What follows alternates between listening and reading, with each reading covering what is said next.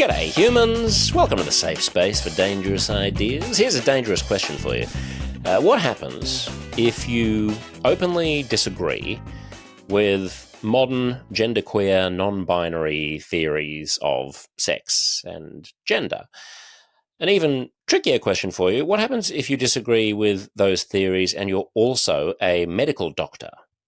And here's a bigger question for you. What happens if you disagree with those theories and you're also a medical doctor and a transsexual yourself? In fact, one of the most important trans activists in America. Dana Beyer is just such a person, one of the most influential and effective trans activists in history. She's a medical doctor.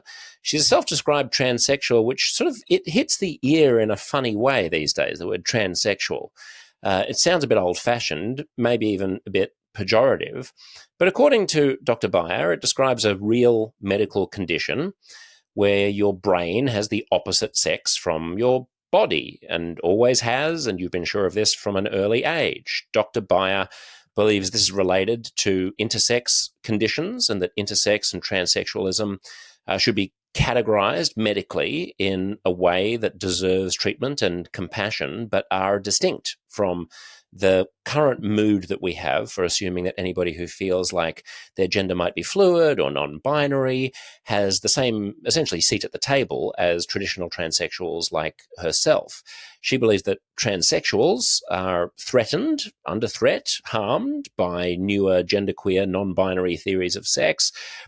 She is no stranger to fighting on behalf of trans rights. I mean, she has met with Barack Obama. She's met with Michelle Obama. She's met with Hillary Clinton. She's met with Bernie Sanders. She met with Joe Biden. She's achieved landmark wins for LGBT rights. And today, she has concerns about modern gender theory. I hope you enjoy, as much as I did, this conversation with the one, the only, Dr. Dana Beyer. How are you? Watching the French match or something? Is that why you were late?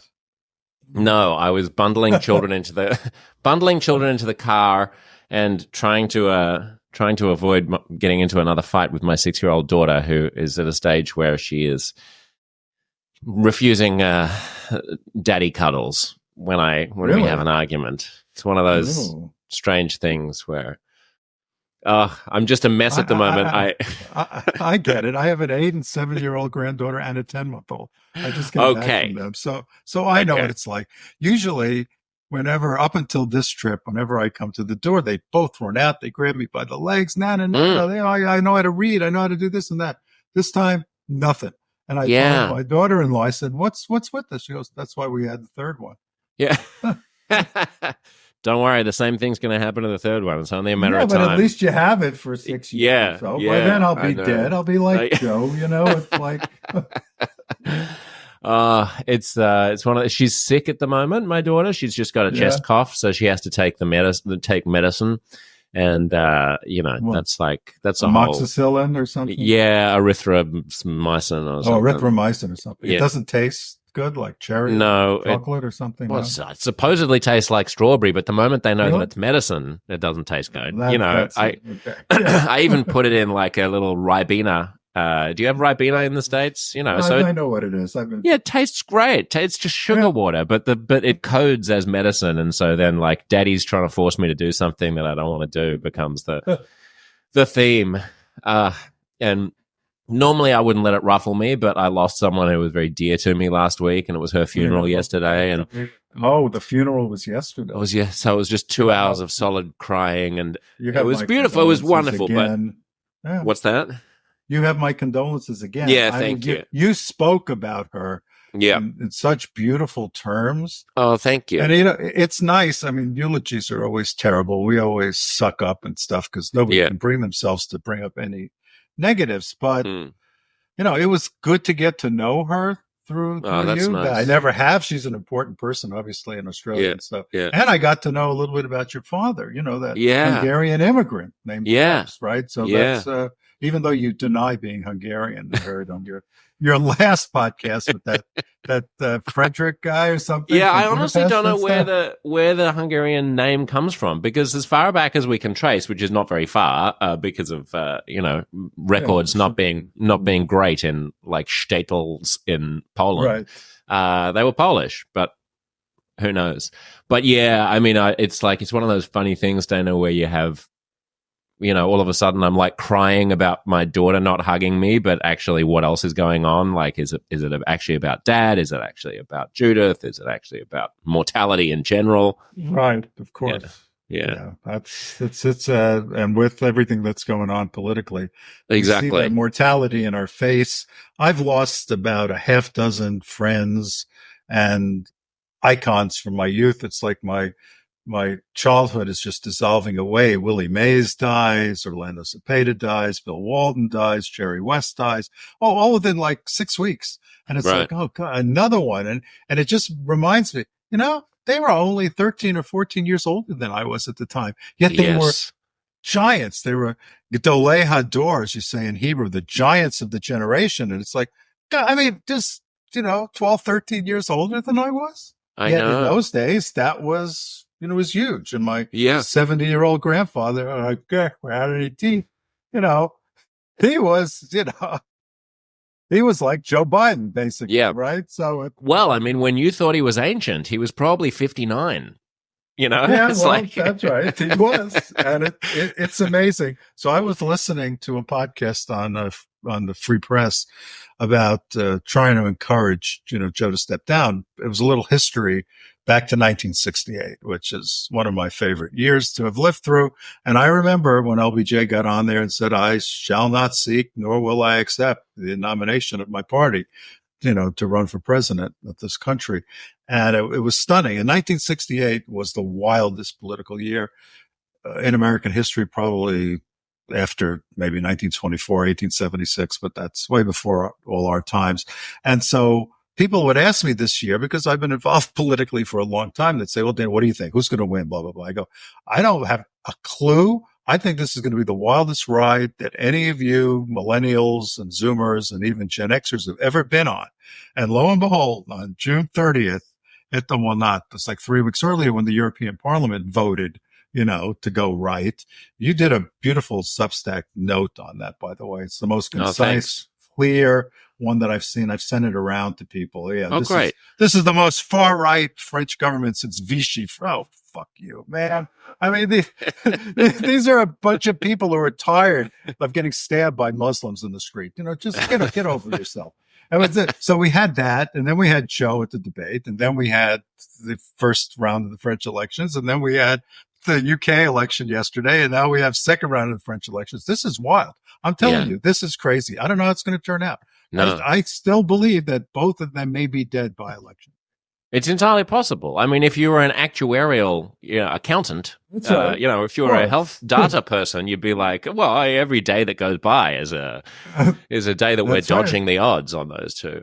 You've probably read enough polls, and, we don't really trust polls. Ever since we went to cell phones from landlines, you really can't trust polls.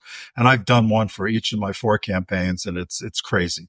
So you don't really know what you're getting. There's this fundamental systemic concern about this, but they have a category this year, unlike any other year, called double haters. That's the people who hate both of them. Now, I don't think that's fair. I don't think there are people out there who truly hate both of them or are tuned out or anything. I think they just hate the choice. So they simply wish, why are we going through this again? And it's 4 years later. It's a rerun. We can check on Netflix and watch old Seinfeld episodes and say, we don't need to watch this. And that's what's really ticked people off. I think 63% of Americans are just fed up with the choice, which I think is why when Joe stumbled, they say, well, get rid of him. I mean, this is an opportunity. Let's get somebody new. Of course, we want the same thing on the other side, but I don't know how to make that happen. But again, he's not healthy. And his craziness, though, probably keeps him alive. Whereas Joe, I think, either has a vascular cerebral insufficiency, which is very common as you get older, or pretty severe Parkinson's. His shuffle, his stare into out there. He doesn't look to who the person is speaking or to the monitor or the camera or anything like that. It's very reminiscent of pretty severe Parkinson's. But that raises the question, why hasn't he been medicated? Why don't we know he's got Parkinson's? It's not that unusual for an 80-something-year-old guy to have Parkinson's, and there are plenty of meds that work for that. And so he'd be a whole much better off. And yet we don't know that. And so, well, presumably he would be on whatever meds he needs to be on, in which case the Parkinson's that you're seeing is shining through the meds. Well, you wouldn't want to see him if he weren't on the meds. Yeah, but if that were the case, it would be awful. But again, I know how this works. You don't want to admit to people that you're not well. I mean, Dianne Feinstein was the classic example from recently. I mean, that woman really was death warmed over just in the halls of the Senate. I would walk by and I'd see her, and I thought maybe I should bring my stethoscope because I can use it. And, there are people like that. I watched Ted Kennedy in the months before he died in the Senate Labor Committee, and I watched John McCain in the months before he died. They both had glioblastoma multiforme, which is awful. But most people look at that and they go, I don't want to believe it, right? I can't believe it, even though, oh yeah, he's 75, 80, 85, whatever. And, a friend of mine, Ezekiel Emanuel, Ari Emanuel's brother, just wrote a piece in the Atlantic going that, the sad thing about this is not that Biden has this disease or that disease. He's just old. He's just reached the end of the line. And this is what deterioration looks like. Yeah. And we all have been through this. If we have aging parents or the grandparents before him, we know what it looks like, and we don't want to admit it. And I can't tell you how many patients I had who simply refused to let go of their parent, even though there was nothing left there. So that's what I think you're seeing. Plus the fact that all the staffers, if Joe goes, if he just withdraws from the race, they're basically gone on January 21st, regardless. They don't have a future. And if he resigns, then they're out now. Everybody is connected to him, and some of his best friends have been with him since he started in the 70s.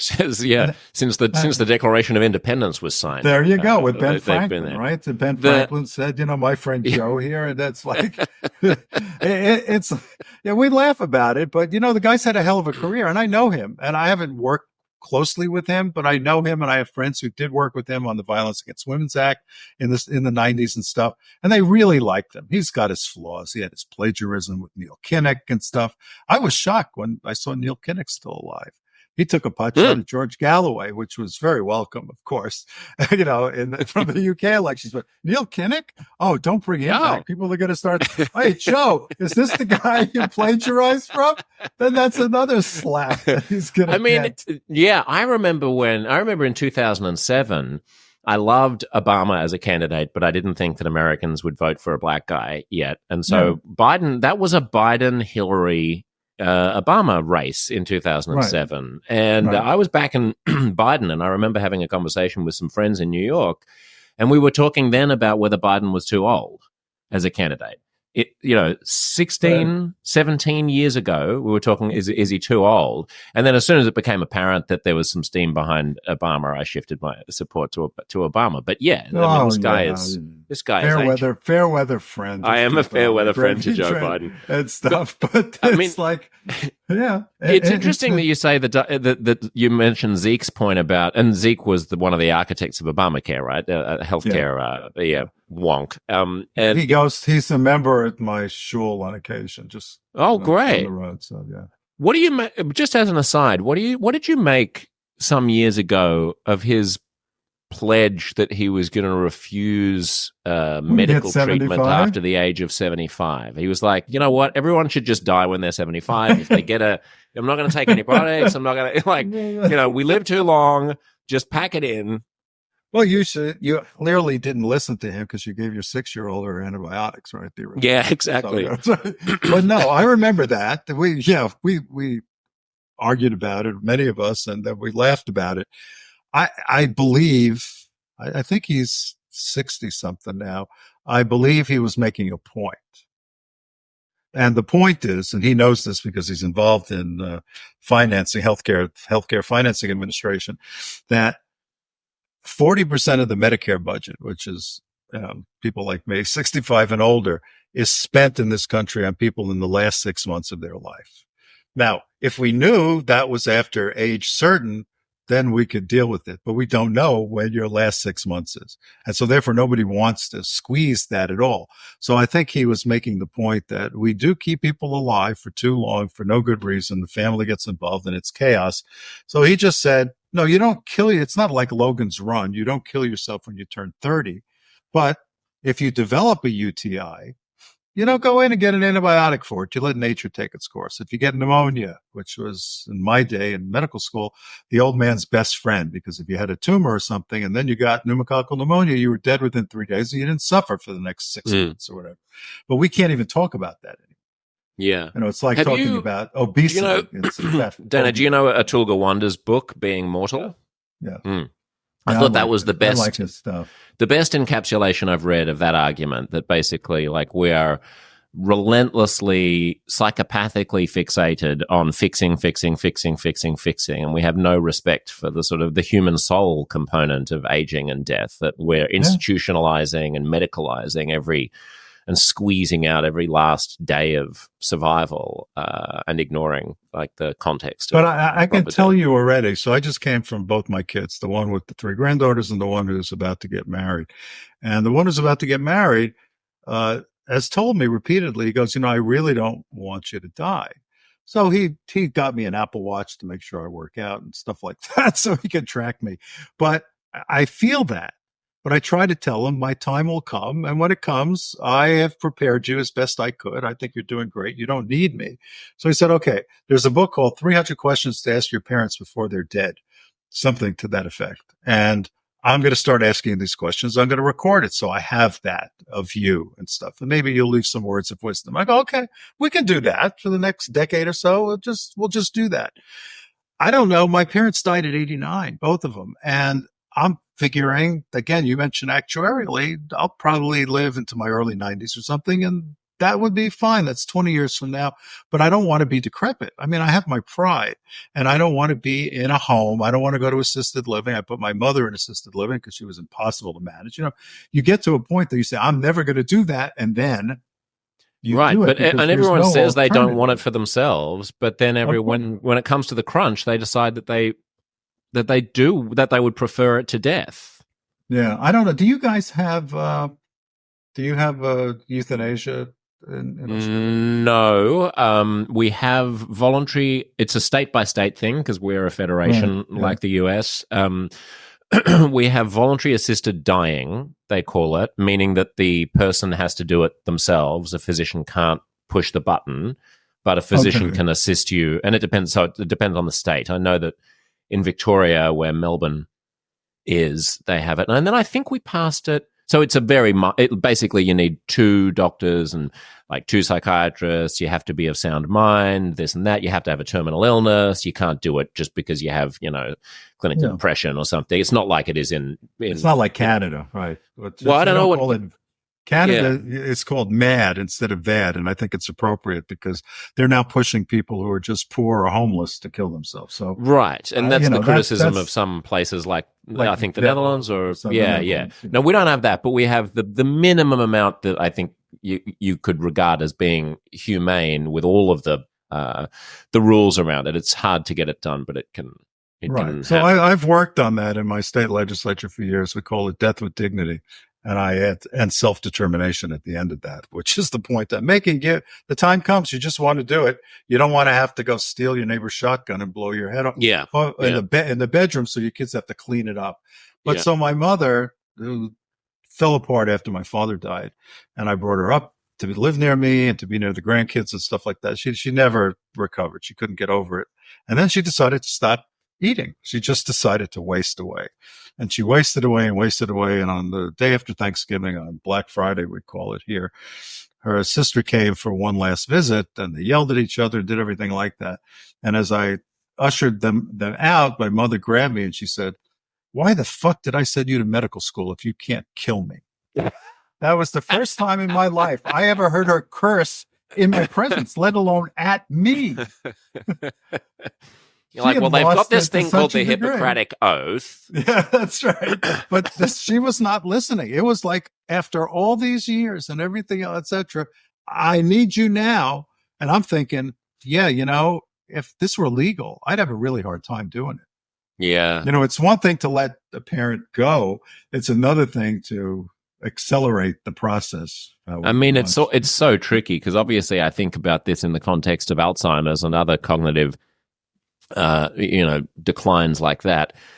And there's this horrible conundrum where I know for sure and had spoken to my dad about the fact that he did not want to end up in the situation that he's now in. And if my dad, from when he was of sound mind, when he was my age, could see today, he would absolutely 100% say, no, pack it in. Let me go. I've lived a good life. Let me go. Stop trying to stop it. But of course, you can't do that. So then I think, well, if I got a diagnosis, then, should there be some legal framework in which I could say, well, I've got this degenerative disease, and now while I'm still capable of making the decision, I want to call it quits.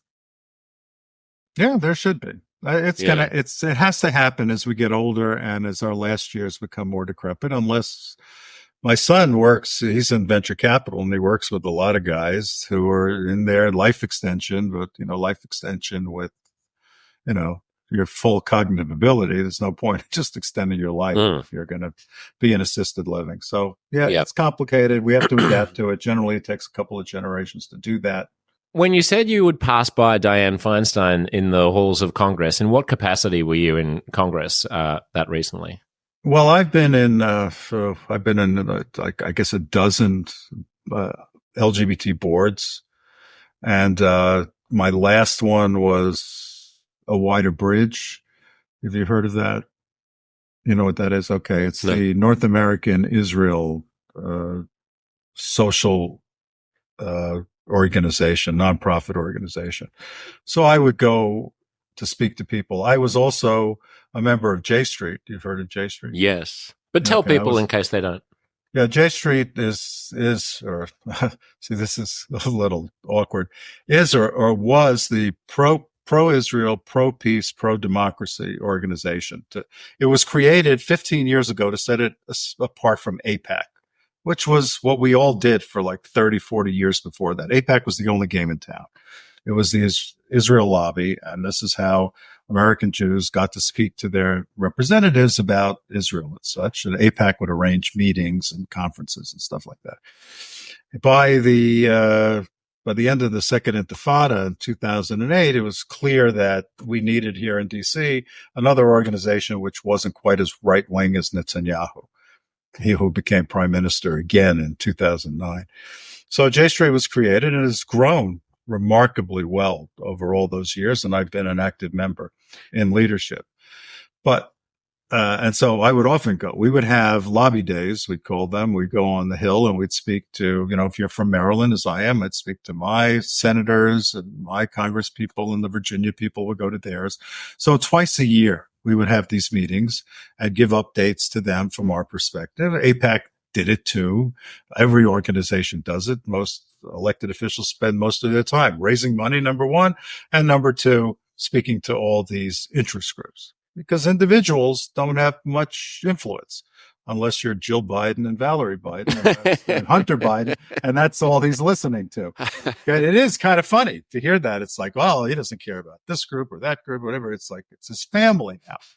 But to get any influence in politics, you have to be willing to work in a group and build credibility. And so I would be there on the Hill frequently. I remember watching Bernie maybe a year ago, and Bernie's older than Joe, by the way, but he's far more intact than Joe. I watched him circle the Senate office building. I think it was the Hart office building, twice. I'm just standing there talking to somebody. He goes around twice. And then I grabbed one of his aides and I said, why is Bernie walking around in circles in this building? And they go, well, that's his exercise and stuff. I go, okay. I love it. I get that. So I would be there and I would see these things. I've been there, and as a trans activist and as a gay activist going back 20 some odd years, I would be there a lot. I mean, I've run an organization. I was executive director of Gender Rights Maryland, which is Maryland's trans organization. We work to get anti-discrimination legislation through our largest counties. And after we did that, we went to the state and made our case and got it passed in the state in 2014. We will talk about this later, I presume. I don't think you just want to talk about, American European politics. I mean, it seems to subsume everything else in this world. Why not? Well, right. But, this is By the way, name dropping, Megan Phelps Roper is doing a follow up on her series. The first podcast just dropped, and the second one is due to drop later. I love Megan. I was not in it. She didn't. I wasn't part of the witch trials, but I gave her some. I consult. I do most of my work quietly, which today saves my life because most people in the LGBTQ plus, what Andrew would call the alphabet soup, that community doesn't want to hear from me.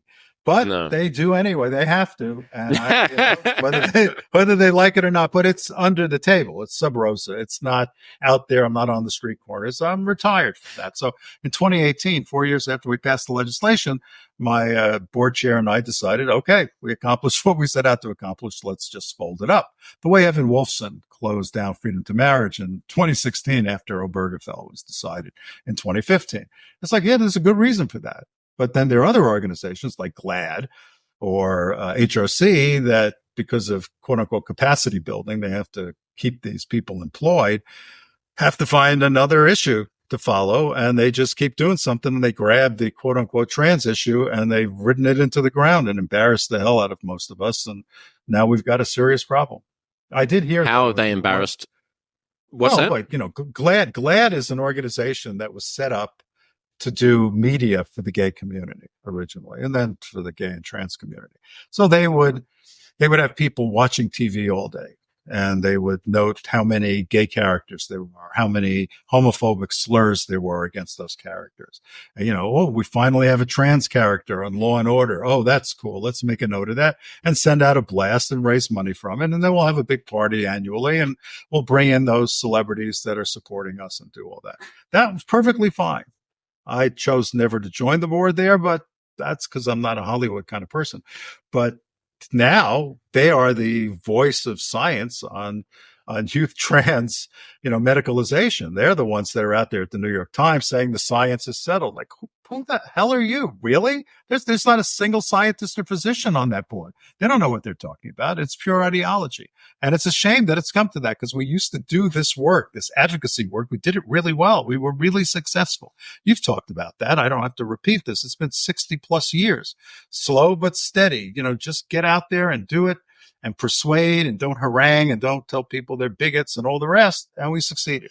And we completed the trans movement in July of 2020 during the pandemic with the Bostock decision, which gave trans people, transsexual people, actually, the rights of gay people. And that was the first time gay people actually got their anti-discrimination rights. They had never gotten them before. We got there first. Most people don't know this. I was also the board chair of a group called Freedom to Work, which was the employment arm of the LGBT community, where we were pushing for, we called it ENDA back in the day, and now it's the Equality Act and stuff like that. And my motto was no gays left behind, because the trans community was winning court cases. We only lost one appeals court case in 20 years. We're winning them. We're just racking them up. And we had to let people know in the community that, you're protected. You live in Maryland. Oh, Fourth Circuit, you're protected. You're in California, Ninth Circuit, you're protected. There were 21 states that had statewide bans, such as Maryland, which is what I did on the state and local level. But we did that, but then it all fell bans apart. on what? Sorry to interrupt, Dana. Bans on discrimination, on employment, housing. So it was a systematic way of making sure that transgender people were included in anti-discrimination law. Right, which we call that all developed from the Civil Rights Act of 1964, which developed from the Civil Rights Act of 1957. But that was the big one. And you made an interesting distinction there where, when passing, you said transsexuals, and then you said transgender, and then caught yourself and said, well, transsexuals. Unpack that. Okay. So I will unpack this, because this is my takeaway. So, maybe your editors there will just put all that nonsense that we talked about beforehand on and cut this part out. But I want to put the conclusion up front, because it is the most critical thing. It's what I bang my head against the wall. Nobody wants to acknowledge this. They know it's true because they do write things in their documents and stuff where they acknowledge it's true, but then they say that's enough. We can now pretend it doesn't exist, and we're just going to move on. So for 100 years, ever since like the 1920s when, well, it's 100 years already. You remember the movie? There was a Academy Award winner, who played, a young trans woman who had surgery, the Danish girl, Lily Ellis. Yes. Was the name of the girl. I forget the name of the actor who did a really good job. But of course, that's offensive because he's not trans. So how dare they let him do it? But he did a good job. Yeah. And so she was transsexual. The Germans in those days, Magnus Hirschfeld in Berlin was the leading light of homosexuality and transsexualism in those days. And it was, the language has changed a lot since then, but that was the first of that. My parents first noticed this in 1952 when Christine Jorgensen came home to the Bronx after having her surgery in Denmark. And that was the first Americans ever heard of this. Eddie Redmayne, by the way, Dana. Eddie Redmayne, there you go. Yeah, great actor. That's what acting is about. It's playing characters that are not you, right? That's not your identity, and you can play. You're so old-fashioned. Well. Acting is supposed to be about representing the minority community that the actor is a part of, so that they can show that trans people can perform just as well as the rest of us. You know what? I do believe that trans actors should be welcome into the community, but they have to act as cis people most of the time because there's just so many trans stories that you can have. That's no, you're misunderstanding. It's only the straight actors who can't play gay, not the gay actors who can't play straight, and it's only the cis actors who can't play trans, not the trans actors who can't play cis. Yes, really, it's a one-way street of equality, Dana. Down under, yeah, sure. It's like somebody said, why is it that only majority white nations have to diversify? Why isn't anybody asking Africans to diversify and Asians to diversify and Muslims to diversify? Oh, well, yeah, In Australia, it works backwards because the toilets flush the wrong way. Yes, so we actually only have trans. Effect. In Australian movies, it's all trans actors playing cis and cis actors playing trans. Yeah, it's interesting. Anyway, so let me get back to it. So that's the history. 1966. Johns Hopkins, a very well-known tertiary medical care institution, great medical school, opened up its first gender reassignment clinic. And I even showed up there in 1972. So I snuck out of college to do this. But I got scared because all the questions in the intake form were about having sex. The actual people back in the 60s and 70s, whenever you said homosexual, the first thing that came to people's minds is gay guys having sex. And when you said transsexual, it's the same thing. It was all about the sex act. And I lectured for years. And then at the end of that, I'd ask, anybody have any questions? Yeah. So what's your sex life like? What is it like? And I go, no, I was talking about biology. You didn't listen. It's like, okay, it takes time. This is why you have to be prepared for the long haul. You have to just educate, talk. And sorry to interrupt, Dana, when you were in college, when you're talking about this era, what gender are you presenting as? I was presenting as male. So what sex? I was presenting as the male sex. And back when sex existed, it does no longer exist, which is part of my issue. It's why I said transsexualism, to emphasize the sex. Who thought this would turn around 180 degrees in 10 years, but it has. And that's why we're in the mess we're in. So that blew up. It was on Time and Newsweek, if you remember those magazines, and people saw this, and suddenly it became a thing. And then it sort of faded away. There was the Reagan counter-revolution, and people the Hopkins program got shut down, but there were still people doing it. And then AIDS hit, and so we were preoccupied with other stuff. In the 90s, the national trans movement began, but we were all transsexuals. Now, I need to distinguish the nomenclature here of these different gender variant groups, because you hear about gender expansive, gender nonconforming, all these terms. They meant one thing in the 70s, 80s, 60s, 70s, 80s, and 90s and aughts. They mean something completely different now. And this is why everybody is confused. They're all doing the right thing for the wrong reason. They think they are somehow absolving themselves from their homophobia and their unwillingness to accept their gay children, friends, cousins, or whatever back in the day. They don't want to make the same mistake for the trans community. That was great 20 years ago. That's not the case now. So transsexual is a specific biological phenomenon for which there is scientific research, thanks to our European fellow scientists, because in America, you could not get any money, any funding, any kind. You couldn't even apply to write a paper on anything having to do with sex or AIDS. This is a prudish country, you're probably aware. So we didn't do that. So we depended on our European. I remember Nipplegate, Dana. Yeah, okay, all right. Nipplegate. Remember the exposing of the nipple at the Super Bowl? The Super Bowl, right. After that happened, there was I heard a number of Australians saying, thank goodness we were settled by convicts, not Puritans. There you go, right. And they were right, to a large degree.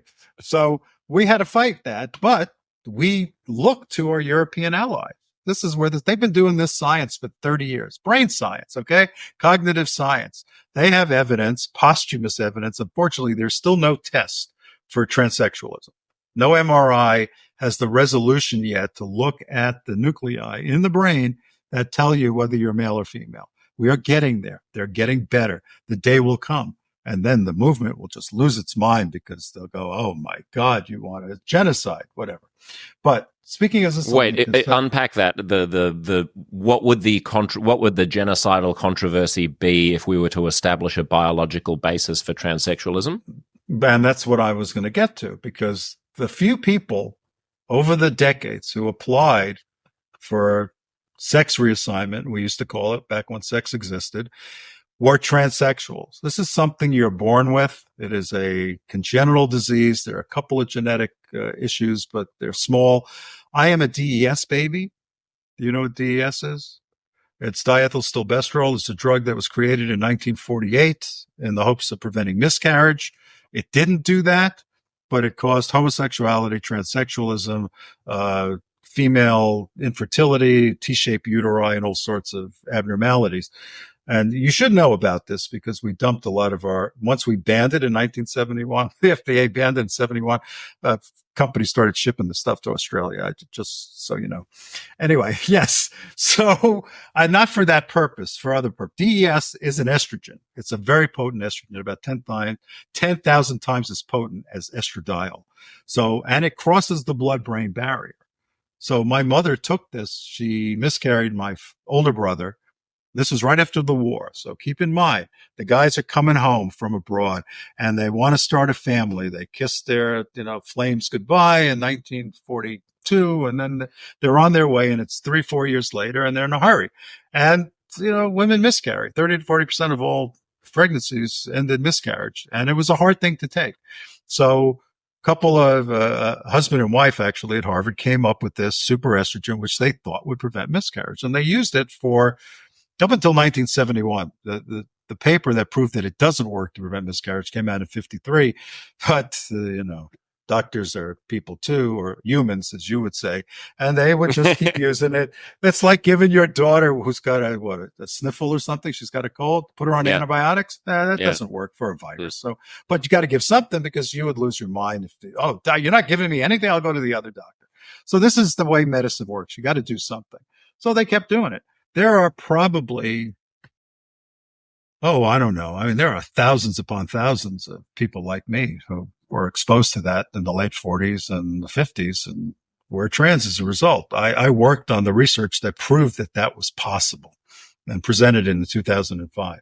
But that's one type, and that's an intersex type because I had reproductive organ differences too, because this was a drug that affected my entire development in utero. We don't know what causes most of the other cases of transsexualism. And just to pause on the intersex question, was this a diagnosis that your mother was aware of when you were a baby, for example? Like, did doctors go, okay, well, there's going to be some issue in assigning sex here, or was it subtle enough that it was something that you just dealt with as an adult? I had to deal with it. I actually got the pediatrics community to recognize that if a 12-year-old boy presents with hematuria or bloody urine, the number one thing you have to look for is a condition like mine, some sort of intersex condition. My urologist had no clue. I was tortured when I was 12, and I went into acute renal failure because of the complications when I started partially menstruating. It was awful. I became septic. I coded. I had to be resuscitated, and I came out of it at 3 weeks of antibiotics, but it was the most horrendous experience of my life. The pain was exquisite for about 8 months, and I'm lucky I survived. And so every day since then has been a blessing that I was able to survive. But nobody, even everything I went through, they didn't have a clue as to what they were doing. Right. So outwardly, it was male. There was a male biology, male genitalia, and then people just weren't aware that internally they weren't aware. I kept it to myself, and I suffered like that, and I didn't tell my friends or anything of that sort. But again, people make the mistake. Although it's funny, even Joe made the mistake the other day. They think the brain isn't part of our bodies, right? So when we talk about anatomic and physiologic sex, we think about genitalia, we think about reproductive organs, we think about hormones. We don't think about the brain, even though it's an old saw that sex is between the ears rather than between the legs, right? We all know this. And literally, your sense of what your sex is, your gender identity, the original meaning of gender identity is between your ears. You know, when you're 2 or 3 years old, that you are a boy or a girl. And if that is incongruent with what everybody's been telling you, or that thing dangling between your legs, that causes a lot of confusion. And I went through that. And it's only when I turned 11 that I was willing to come out to my parents, and they threatened to have me institutionalized. This was 1963. I don't blame them for that anymore, but it was horrific. And you had very few people, though, like that, which is why most people didn't know. If you brought it up, and I told my parents, they thought, oh God, this is just a psychiatric problem, and there's no worse Shanda, as we say in Yiddish, there's no worse scandal in the New York Jewish community of the mid-century than people to know that your child is seeing a psychiatrist. So that impacted on the kind of care I got. I got the medical care I needed. What really pissed my father off when I coded, I arrested. I was in a Catholic hospital, and they sent a priest out to tell my father they were performing last rites on me. And he got more upset by the fact that they performed last rites on me than that I was dying. But that's just the thing. That's a very Jewish thing. Theology trumps biology every that's time, right. Dana. Yeah, you've seen that. You've seen enough war movies where, maybe there's a Jewish or a Muslim, soldier who dies. And there was a Jewish body that was just disinterred in Normandy, I believe. It was in an unmarked grave of Wehrmacht soldiers. And somebody found him, and they disinterred him, and they buried him properly. So This is 80 years later, 80 years later, precisely. And somebody cared enough to do that. It does matter. We were talking about parents and stuff. What matters? Your legacy, this and that. So this stuff matters. Anyway, so I worked with a close friend who just recently passed away, another friend who died. Her name was Lynn Conway. You should write her name down and look her up. She's probably one of the most important American inventors in history. She created the chip that runs the VLSI chip, the very large scale integrated circuits. That runs smartphones. Smartphones. It's the massively dense computing chip that runs, the cloud and all of that stuff. Lynn came out. She was working in IBM. She was 86 when she died. She was working at IBM in 68 when she came out as trans. And they fired her.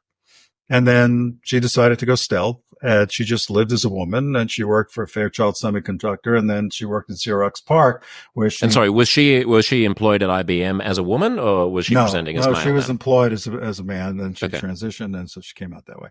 And so then she got these jobs as a woman. She was one of only 2 women in the 70s in Silicon Valley. And she, with her male colleague, who got all the credit for it, of course, Carver Mead, developed this chip, which has revolutionized the world. And she decided, after she did that, and she retired, she was a professor of engineering at the University of Michigan, she decided then she was going to get involved in the trans community, though still sub rosa. She wasn't going to be out and proud. She was just going to do a lot of research that she realized needed to be done, and I agreed with her. It used to be believed back in the 60s, 70s, 80s, and 90s that the prevalence of transsexualism, male to female, because there are very few trans men around, was something like 1 in 262,000 people, which is that's rare. That's really rare. That is and you'd rare. have to wonder, I mean, why, there right, are entire nations where you would only have one trans person if you'd it's be a quarter of lucky a to have million one people. person, right? So it's like, and we're looking around, and we have friends, and the stories are all the same, and we know some of these people. I was the only one in my high school class, but there was one in the class behind me, and then one in the class behind me. But that was a 1,000-person class. So we go, these numbers can't be right. And anyway, she and another engineering colleague of hers did the research, and in 2000 published this online when the internet was new and they could put it up there. And since then, we've had demography done on this, and we realized that the transsexual community, the transsexual experience, the transsexual biology condition, whatever you want to call it, we changed it from disorder to dysphoria, but I had a lot to do with that.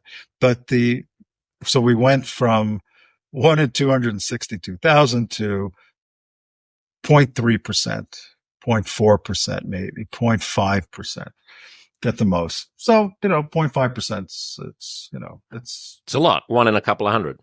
Yeah. And that's there. Not It's a couple not a hundred lot. thousand. It's not a lot, but it's, you'll bump into somebody like that in your lifetime.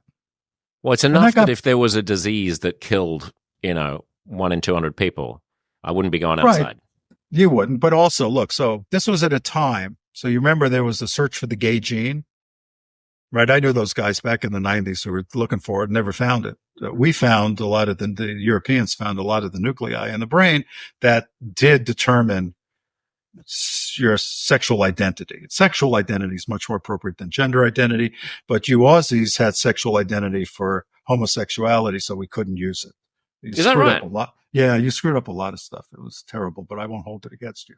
It was before your time. Why? You're a young man. Hang on. Why was Australia calling the shots about what you call sexuality? Well, no, this goes to the second thing. So they thought we were rare. Then it turns out we were uncommon, but there were enough of us. And then we were looking for words to explain, who we are and everything. And so we were only, let's see, of a LGBT community, like over the last, up until 2018 or so, the LGBT community was considered to be 4.2% of the American population. Like 60% of that's bi, and 90% of that is bi women. So if you want to count them or not, I don't know. I always feel sorry for the bisexual women because they're always complaining on my listservs, but they got a point. But then the opposition has a point. The gay men thing was like, I don't know, what was it? 1.5%, and the lesbians were maybe like 0.8%. And we were at most 0.8% of the LGBT community. We were just a fraction. We were 1/12, but not 0.8%, 8% of the LGBT community. Right. Right. Were transsexuals. Were transsexuals. Right. So we were the kid sister in the caboose, and we had a fight to get the T appended. And we did that in 2004 with HRC downtown here.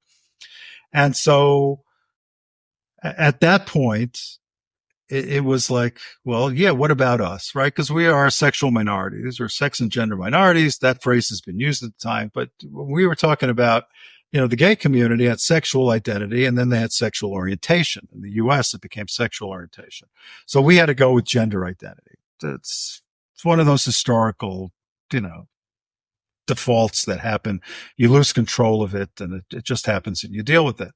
But gender identity meant your innate sense in your brain of whether you're male or female. It always meant that. The last 50 years since the concept has existed, since Dick Green created it, I believe in 66 or 68. And so we worked with that, and it worked well. And we started passing legislation. We would always try to piggyback on the gay stuff, and people got upset. Barney Frank, right? Mm-hmm. Barney. Okay. Barney really didn't want to deal with me at all. He was very squeamish. Just tell us, remind us who Barney Frank is. Barney was the first congressman, Barney was gay congressman. Barney was the first out gay congressman. He was outed in the late 80s and came out though and embraced it, and he became the leader of the community. But he was what he called a pragmatic progressive. And when I went into politics, he sat me down and said, Dana, you got to do this pragmatically. You can't be, wild-eyed, starry-eyed, Marxist lunatic out there. You got to do it step by step. And in order to get any legislation passed in Congress, you got to go through Barney. And Barney really just wanted to pass the Employment Non-Discrimination Act for gay people because we were slowly making progress in the aughts to do that. And the trans community hated him for that and such. But eventually, Barney embraced us. He called a session, with one of his colleagues. We had an open session on trans and gender identity and such. And from there, things have improved greatly. And Barney and I are good friends now and such. But he was a good example of how difficult some people have with certain issues, just the way a lot of people had problems with homosexuality and then they had problems with transsexuals and such. So we were in that meeting with Rob Anderson, and he gets up there. He's the first to speak. He gets up there and goes, when I came out to you guys, you all thought I was weird. And he's looking around at all of them sitting up there on the dais because you all thought I was weird, and you know it. You can't fool me. Okay, you got over that. You learned to deal with me. I'm not that different from you. And then he turns around and he looks at the trans people back in the audience. He goes, yeah, now you look at them and they're weird. Yeah, they are weird. You've never seen people like that before, but they're here. They're not that much different from who we are. I got to tell you, afterwards, the anger at him for doing that, rather than recognizing that was his way of humanizing us by pulling us close to him and saying, you had to overcome that with me. It's a natural human experience. You can overcome this with them. It was very instructive. I could tell you, the guy had a lot of genius. He had the same issues that people had. This is weird. I don't want to deal with it, but he was a leader. He had to deal with it. So we worked him and he got over it and such. So we were in those days transsexuals. What we needed, what we wanted was access to quality medical care. And once we got that, we wanted legal recognition. And there were all sorts of plans. Sorry, just to pause here, when you say access to quality medical care, does that mean that that medical insurers and whatever else, Medicaid and Medicare in this American hodgepodge of a healthcare system that you have are required to pay for gender-affirming surgery? Yes, ultimately, yes. But initially, we just wanted to become accepted as a biological medical issue for which we could seek medical care like anybody else rather than, oh, you're trans, I'm not going to treat your earache. And I know people who've gone through that. Yeah, it was pretty ugly 20 years ago in the South, for instance. But we got there and we got insurance companies to cover it. And then we got, Medicare and Medicaid over the last 5 or 6 years to cover it. We got the rules changed. It used to be the only people who transitioned were those trans women who were willing to go the full 9 yards, who had hormone therapy for a couple of years and then had genital reconstruction in order to live fully as women anatomically. That was the norm. I had a couple of friends who couldn't do the surgery because they were too overweight or they couldn't afford it at a time when there was no insurance and such. And so they wouldn't have genital reconstruction. It was expensive even 20 years ago, $10,000, $20,000. And so we had a few. And then in the late 90s and early aughts, the trans men started coming out. They started leaving the lesbian community, which really pissed off the lesbians because they were losing their partners, their butch partners. That's a whole other story that you can get into with somebody like Katie Herzog or something, even though she's pretty young. Katie. I don't think Katie can really speak to that personally. I'll have her on the show anyway. Yeah, you should have her anyway. I mean, when I talk to Jesse, I tease them. I mean, they have a great repertoire, right? Yeah. Rapport between the two of them. Anyway, so that's an issue. I mean, there may be like 5 lesbian bars left open in America today.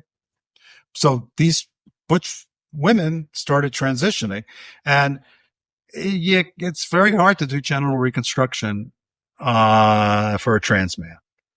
That one of the first things you learn in Surgery 301 is it's a lot easier to dig a hole than build a pole. And that applies to this. It's easy to make a vagina, but it's very hard to build a penis. And we still haven't figured that out. So most trans men had to be able to get their legal rights without having penises that didn't work. So I remember after Obama, we were talking about the 2007, 2008 campaign. We went to Secretary Clinton and we asked her if she could change the rules for passports and allow people to change them without having surgery yet, just having the intention to have surgery if they were trans women, and if they were trans men, recognizing that it can't be done and just give it to them with their medical notes and stuff because of all the gatekeeping that we would go through.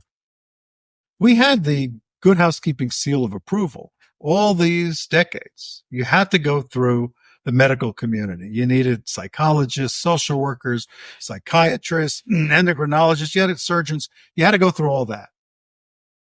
With time, the next generation looked at it and said, why do I have to go through all that? I know who I am. I don't need anybody telling me who I am.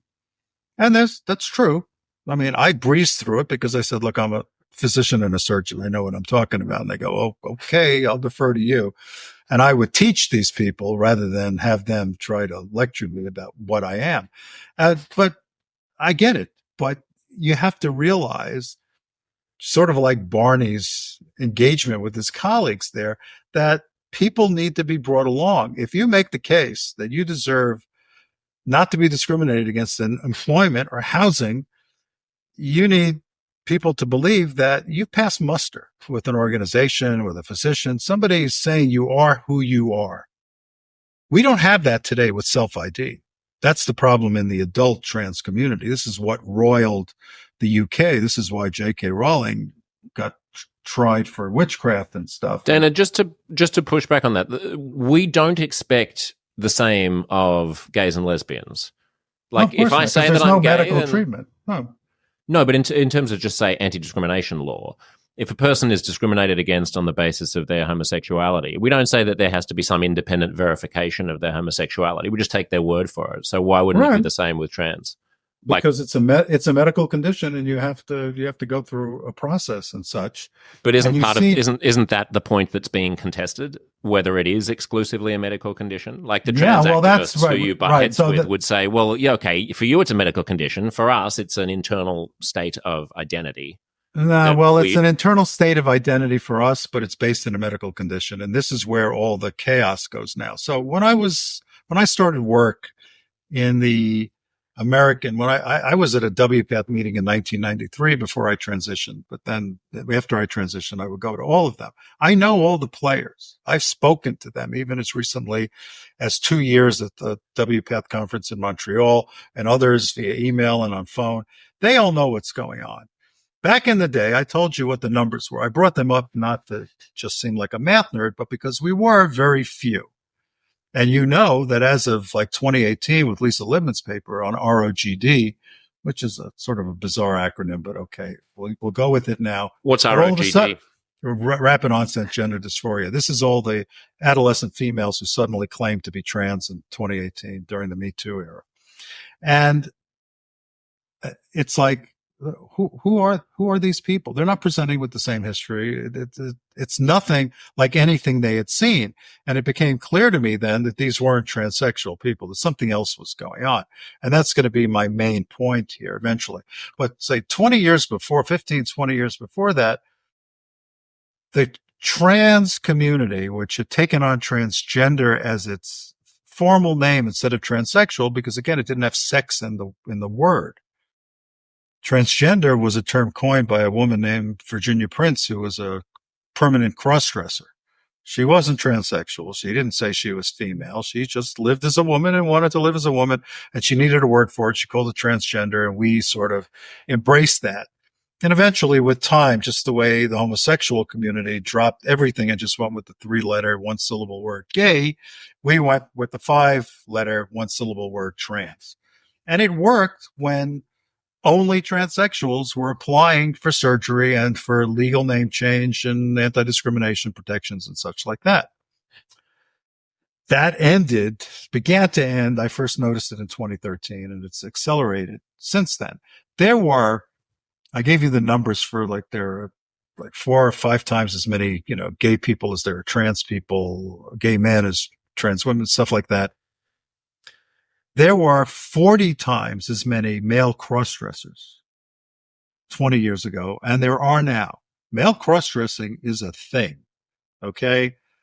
there are places, the Bohemian Grove out in the Bay Area, where Republican crossdressers would get together and party for decades. It's like it's a real thing. And when we and you're saying this is more prevalent than homosexuality. Oh, much straight male crossdressing. Yeah, it's nobody's ever been able to do an accurate demographic study on this, because until recently, nobody would admit that they were a crossdresser. Right. The only person who would know that a guy was a crossdresser was usually his wife. And occasionally he would go out to a motel somewhere where a group of crossdressers would get together, or they come to conferences that we had dealing with the politics and the medicine and surgery of transsexualism, and they would hang out because they could be en femme and hang out with actual transsexual women. And that was fine. Lovely people. But they didn't express their fetish or kink or whatever out in public. Now that happens all the time. And then they say, I say I'm a woman. You have to respect that. If Wait, not, why do you call it a fetish? Bigot. Why do you call it a fetish or a kink? That sounds reminiscent of the critique that you were making I know. Earlier. I know it does, but you were saying that gay people would always be peppered with questions about their sex lives. About their sex lives, not as a kinky thing. It's like, what do you guys do and everything? Because it was different. Most people didn't know anything about it. Are you saying that the people who I know who present as non-binary and who are guys with beards who go out and wear dresses, that's a fetish that they're exhibiting in public? Because they seem to think it's a... you want my honest opinion of that? I think it's an infantile delusion. I think it's nonsense. It's an ideological... It's part of queer theory, which is what I'm coming to at the end. People didn't do that before queer theory started spilling out of the academy. We had all sorts of gender nonconforming people in the 70s, 80s, and 90s, but there were gay women who were gender nonconforming, butch, stone butch. I mean, you had a whole zoophilia of all these, and the gay men, bears and leather and this and that. Yeah, I think you'd call guys who march down Market Street or Mission in San Francisco during Leather Week or something. That's a fetish or something. What is that? That's what a kink, whatever. I don't care. And in San Francisco, it's perfectly reasonable. But recently, the pride parades, there are naked men running around. There are all these, bearded guys and stuff and flaunting their penises. It's almost as if, so you've had drag queens in the gay community forever, right? And drag queens are male, right? They're men. Yes. They would never deny that they are male or men. They would never get rid of their penises. But some of them live much of their lives as women. And some of them now who I know are flirting with like they, them pronouns, for example. Yeah, because that's the cool thing that the kids do. They'll dye their hair purple and then they'll do they, them. And the next thing you know, they're queers for Palestine. So, this is all queerness. Well, some of them actually, I know some drag queens who have gone from absolute, cis male, he, him, but I do drag as a performative fun thing. Yes. Then they've gone back into in the old days. They've gone into they, them, and now they've come back from they, them to go, you know what? I actually am a man. I like being a man. I'm going back to he, him, but I'm still doing drag. Yeah. No, a lot of the drag was performative. I mean, wasn't the British Army known for this, like for 200 years, the British Navy and stuff? I mean, it's not that gay men have not done drag, or even straight men haven't done drag when they get lonely and stuff, prisons and all, the homosexuality that's forced upon you in male prisons and female. Yes. Situational homosexuality. Situational homosexuality. That's like, look, and you can be a cross-dresser. You can do all that. The problem is when all of a sudden you go, well, I don't need to go through a medical process to prove I'm transsexual, the old term. I can just ID that way, and you have to accept me. And when I go into a spa and I ask to have my balls waxed by the young Korean woman who doesn't want to do it, I can then get $50,000 from her for violating my rights. And that actually happened. Just explain that. There was a female-only Korean spa. Yeah. I think this was in Vancouver, if I remember. The latest was Victoria, maybe, or Vancouver, where there's this TRA, as you call them, trans right activists, but a real in-your-face one who would deliberately go into these places to annoy.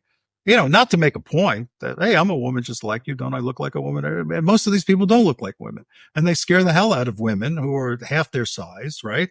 And that's why the sports thing is an issue, because if you bring a trans woman into rugby, into the women's rugby team, you could hurt somebody.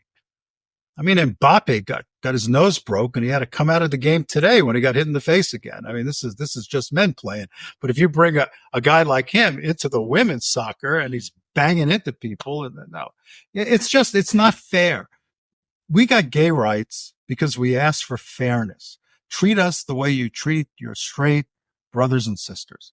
They can get married. We want to be able to get married if we want to. They can serve in the military. We want to be able to do that. They have their sex lives that nobody's peering into their bedroom. We want you to leave us alone. We did the same thing in the trans community. We explained the medical condition. People understood that. I said, Joe, you're diabetic. You go to your doctor and everything. This is no different. Right? It's a form of intersex. But Dana, can I just interject here? The analogy the example that you gave, that anecdote about saying, look, you used to think that gays were weird. Well, I think trans people are weird, but like it's almost like there's this constant progressing vanguard of more expansive inclusion and a greater sensitivity towards new groups. Why does that not apply now to people who do not have a medicalized interpretation of gender and sex, but who feel like they're gender fluid, that like playing with gender is a truer expression of their own authenticity? Why are you drawing a line in the sand and saying, okay, the version of trans that I have, which is this sort of biological intersex transsexualism, is the one that needs equality, but the next step beyond that is an illegitimate chess move? Right. It depends what you mean by equality. I mean, I'm not saying these people can't live their lives. I'm just saying they can't then demand of the government, and that means of all of us, that they be allowed into women's spaces. If the women don't want them, if the women want them, who cares, right? In the U.S., in the Declaration of Independence, which is relevant since it was written just a few days ago, 248 years and a few days ago, the main values of this country are liberty and equality. Those two are always in conflict. What I consider my freedom to do and such like that will often impinge upon somebody else. Or as the classic, I forget who the justice was who said it, your right to be yourself ends at the tip of my nose, right? You can't punch me. You're not allowed to do that. So there are limits on liberty and there are limits on equality. And when I was working in Maryland, in Montgomery County, where I live here and such, I would work with people and we would talk about how I had there were some lesbians who were working in a rape crisis center. And they said, Dana, we can't have somebody who has a deep voice, work in a rape crisis hotline. It's going to freak these women out. They've just been raped by guys. And I go, okay, you got a point. We can make an exception for that. Our freedom here, the anti-discrimination, doesn't have to be total with this, just the way it's fair if women decide they don't want somebody who identifies as a woman to walk around a locker room with their penis dangling around, as was the case with Leah Thomas at my alma mater, Penn. Things like that. These aren't, this is not the way people spend most of their lives, right? It's not like you need to do this. I could understand that. They go, yeah, we want you to have your freedom and we accept you for who you are. I went through this. I had to change, and it wasn't necessarily easy, a lot easier than I thought it would be, but not necessarily easy. But I succeeded because I was open to listening to people. I was open to listening to, well, we have an issue with this. We have an issue with that. I even worked to try to get transsexual, again, we were calling them trans by that time, transsexual women into women's prisons in Maryland. And back in the day, that was fine. I don't know a single transsexual woman who has acted out like a guy with male privilege or whatever you want to call it So it was like, no, we had to fight when we first passed the law here in 2007 in Montgomery County. We had to fight the idea that men would dress up as women and go into women's spaces and rape them. It never happened. But I hear people now saying that this isn't happening either. That it's a boogeyman. Oh, it is happening. The right, no, but that's not true. There's enough they say you can cherry pick 2 or 3 cases that have happened, but there are thousands and thousands and thousands and thousands of trans women in women's prisons, and it is a rare occurrence that any of them act up. Isn't the stronger argument though one of principle rather than one of sort of anecdote? Like, even if there were no, it strikes me that the conservative position would be that even if there were never any assaults on cis women in women's prisons, the principle should be that people who were biologically male should not be in women's spaces where they're vulnerable, where those women are vulnerable, even if it were the case that they were never acting up. And I don't know how you reconcile that principle with the principles that you've been such an effective activist for, which is, it ain't that simple. No, it's not. I mean, all of these issues, I mean, every time I was called into a business, to talk to them because they'd have a trans employee or something, and how do you use the bathroom and how do you work that out? If you sit and talk to people, you work it out almost every single time. I never came across anybody like that trans woman, quote, trans identified woman who goes into spas just to cause trouble. That's a different type of person. That person is seriously mentally ill. She's trying to make trouble. Well, they're trying to make a point, right? I mean, it's like, you heard my interview with the founder of Giggle, the app that was taken to court by a trans woman. And, some people say, well, that was a frivolous case, but some people say, it's an important test case to know whether or not women's only spaces are allowed to discriminate against trans women. Like, we always need test cases, right? Yeah, we always do. And usually law is made on the worst cases as well. Lawrence v. Texas was not everybody's ideal case on, overturning sodomy 21 years ago. So you get stuck with stuff like that. But I'm talking about trying to convince the average person with whom I live and work in my neighborhood and in the area that the people like us are not a threat.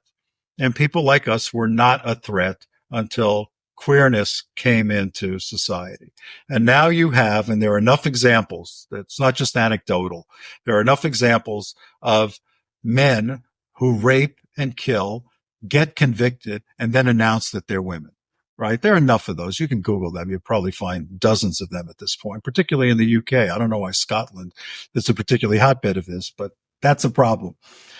I think it's because they had very protective self-ID, like very generous self-ID. Yeah, very generous self-ID. Just like, I say I'm the opposite sex and therefore I am. So right. And so why would you? So I would ask you, so if that's the case, why would you have a problem with that?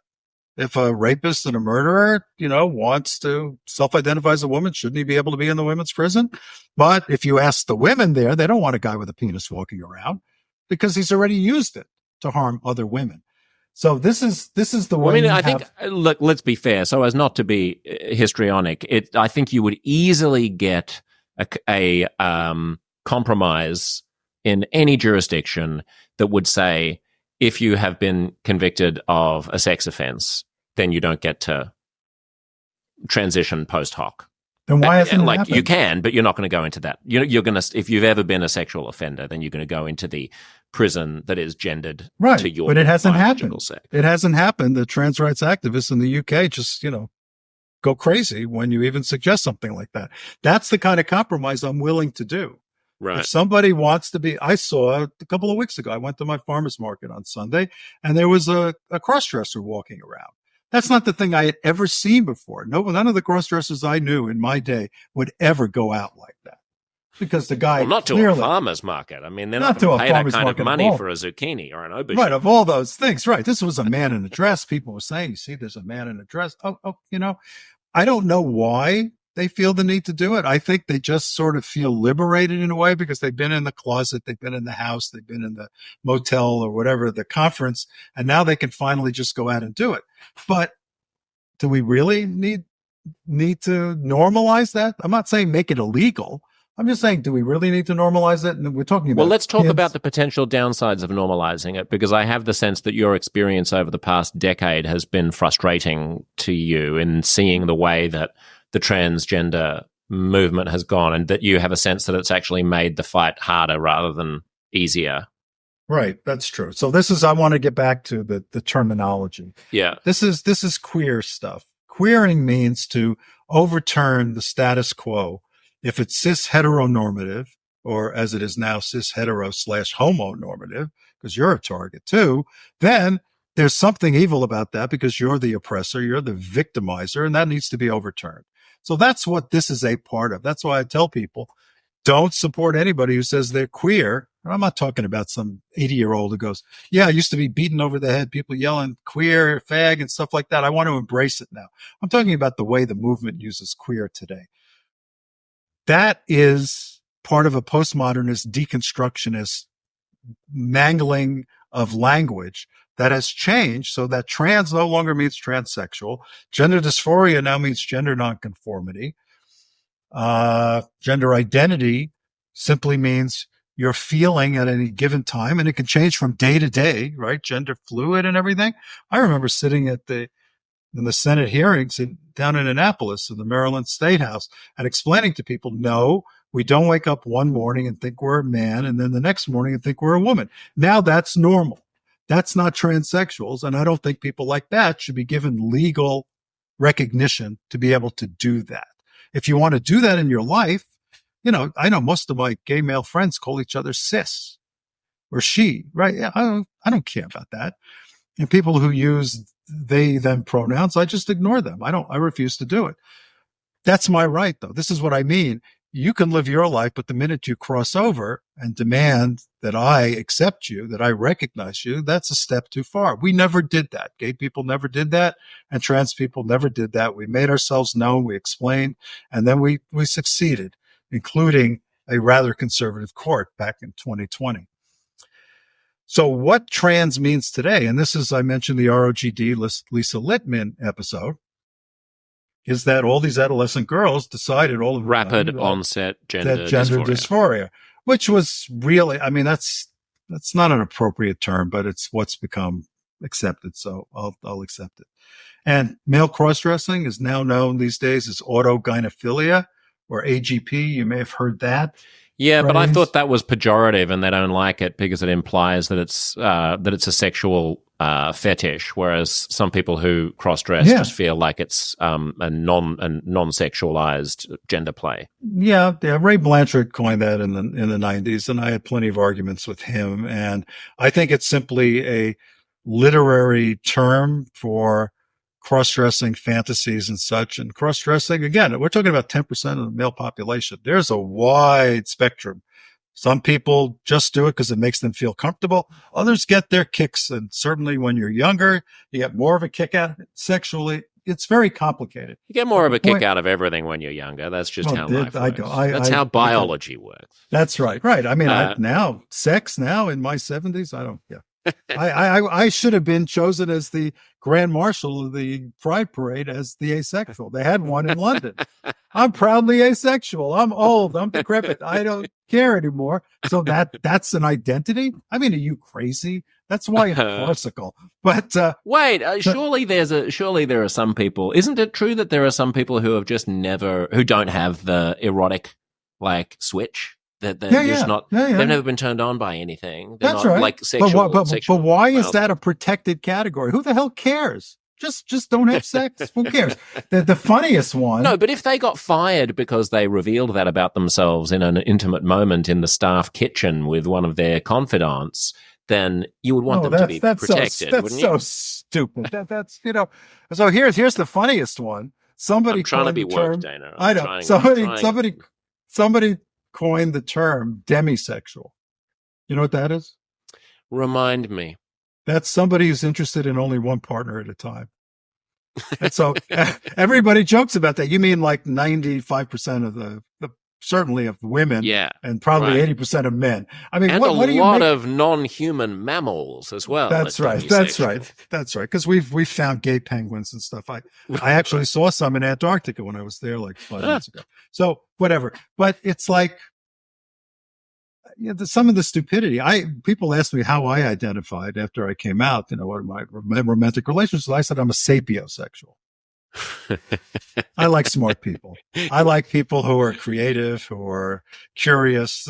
So we would make fun of it. But now to put it on the alphabet soup and everything, and to try to give protections for it, it just shows you how insane it's got, because these are people who've made their identity their primary aspect of their character in life. And I find that so very sad. I don't know anybody who did that when I was younger. We all had dreams, professional dreams, get a job, have a family, be a doctor, be a lawyer, be a teacher, whatever. I was raised that way. Everybody I knew, even all the trans people I knew, they didn't want to just be, I am trans and everything's going to revolve around trans. I find that very sad and emptying in general. But here, to put all this stuff may sound silly to you. It's just live and let's be libertarian about this. And generally, I'm a social libertarian, but I'm also a scientist. And you know about the Cass report and all the issues about youth gender medicine and stuff. So as I said, just give us a brief summary. Well, since the late 90s, when we recognized that puberty blockers worked well, and I think they even used them first in Australia too, if I remember correctly, back in the 80s and 90s, in order to delay puberty when girls were developing breasts and starting their periods and when they were 8 or 9. And maybe we can use this for kids who come in and say they're trans in the old transsexual sense, and just give them a couple of years to make sure they know what they're talking about. And then when they've had a chance to evolve a little bit more, to mature a little bit more, then we could start hormones and go with them. The Dutch did the first study. It's a very small study, only 53 people, I believe. And it looked like it was useful stuff. It made its way across here to Boston Children's. Norman Speck, a friend who started using them in 2007, 2008. But at the time, they had like 3 or 4 kids in the clinic in a year. I'm talking a place like Boston, which is a medical mecca, Mass General, Boston Children's, Beth Israel. You only came there if you really needed help. And then in the teens, suddenly it exploded. Everybody wanted to be trans, sort of like the TikTok ticks that happened in 2020, the tic doloro, where kids were suddenly, cursing and their heads were spinning around like this. It's sort of like, that's probably what Joe's doing on a much more aged level today. But I don't think he's following a TikTok that closely, Dana. You don't think so? No. Okay. Well, maybe not. Who knows? Maybe he's, when they think he's napping, he's under the blanket and he's watching. I don't know. But this is Parkinson's TikTok. It's a popular subgenre. Well, and I think so. Now that you mention that, I've thought about this, and I do think that maybe he does have Parkinson's. But Parkinson's people have tics of a sort, but not like the tics that you can curse whenever the hell you feel like it, which is why teenagers would like it, right? So that's why they all had that disease during the pandemic. And then people would say, no, that's all a social contagion. That can't be real. And, girls do this. Girls have hysteria. It used to be called hysteria. That's sexist to say that. But they would go into, groups of girls in schools and in convents all of a sudden would go psychotic and delusional. But that can't be true for trans people, because trans is a real thing, But you and I have been talking about, why can't some guy who gets his kicks out of putting on his wife's dress, go out to the farmer's market and buy some zucchinis? Who's he hurting? He's not hurting anybody. Well, if it's just a social construct, right? That's the phrase. Then why in the world do you medicalize it? If anybody, regardless of their genitalia, why do you have to take kids in and put them on puberty blockers and then do double mastectomies and ultimately, vaginoplasty? It's totally illogical. But as I've told you before, transsexual kids exist. I was a transsexual kid. It was the earliest memory I ever had. We do exist, but we're very few and far between. But the numbers exploded. Come like 2007, 2008, we went from 2 or 3 gender clinics in America to over 100. So something else was happening here. And I can tell you as a scientist, and I mentioned the Cass report, I'll get to that in a minute. When you're doing science, when you're doing research, you have to be able to define your terms. And I have said now for the past hour that the language involved with trans has evolved with time and is now completely different, at odds with what it was 20 years ago. You're doing a paper, you're saying, well, we examined 30 people who identified as transgender. And then the next paper says we identified 40 people who identified as trans non-binary. And then we identified in another university center 50 people who identified as transgender non-conforming. Nobody knows what they're talking about. There's an old phrase that goes back to the early years of software development. GIGO, garbage in, garbage out. You can't do science with that. You can't say this paper, which talks about trans non-binary, and non-binary is not a biological thing. So it's a completely different matter. And why are you medicalizing a non-binary person? Right. So it's essentially, it's like it's an opinion poll. It's almost like, I mean, at the risk of drawing a long bow, I'm sort of like when people talk about the opinion polls about Joe Biden's performance at the debate, I'm like, actually, who cares about opinion polls? Everyone saw what is patently true, which is that he can't follow a train of thought for more than 10 seconds. That is disqualifying regardless of whether people see that or not. Like there is no way that you can have faith that when the red phone in the Oval Office rings because, Putin has done something with Belarus, that he's going to be in a condition to make the right call about that, because he wasn't even in a condition to be able to be in control of his cognitive capacities at the most important moment, which is a presidential debate. So I sort of think, like, who needs the opinion poll? And in a strange parallel way, if you're doing studies about gender identity and the only criteria for entry into the study is that you're essentially doing an opinion poll about how the person, what words the person uses to describe their identity group, rather than any characteristic of that person, then you're not even necessarily studying the thing that you claim to be studying. You're really just claiming how young people talk to themselves. And they learn from one another, and they're on TikTok, and they're on, they were on Tumblr. All of this queer stuff began in 2012 on Tumblr. And you can't do science this way. You have to define your terms. You can't say, well, I shot this proton at that receiver over there, and I'm going to shoot an electron, but I'm going to call it a proton. Yeah, I mean, this isn't how you advance. You cannot do that. Yet nobody acknowledges that. Now, the most important thing, and this will get into the Cass report and such, this research, as I said, is garbage. It's garbage from the get-go. Even if the rest of the methodology is accurate and appropriate, it's garbage because you haven't defined your population.